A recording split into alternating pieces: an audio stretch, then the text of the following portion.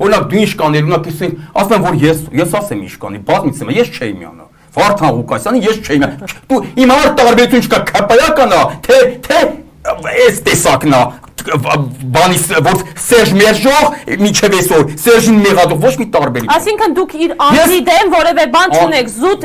երբ որ այս հակվածը ոչ թե անձի դեմ մենակ չունեմ, այդ անձը ես հարգում եմ։ Ես հարգել եմ, ես միշտ եմ հարգել Վարդան Ղուկասյանի ման տղեկի կողքը սաղ կյանքս եմ կանգնել։ Մենք իրար շատ նման ենք տեսակով։ Երկուսս էլ փողոցի տղա ենք, երկուսս էլ գողական հարգող տղա ենք, երկուսս էլ ջուլող տղա ենք։ Հասկանու եք, ես իրան հարգել եմ Լուսնե ջան միշտ, բայց այս ինչքան էլ հարգել եմ, իսկ իմ ցեղից իմ բարեկամներից հենց բանի տեղ չեն դնում, որ Սերժ Սարգսյանին մերժել են իրանք։ Հասկանում եք։ Իսկ դուք հերիք չի մերժել եք, մնացել ասեք Սերժն է սա սարքե։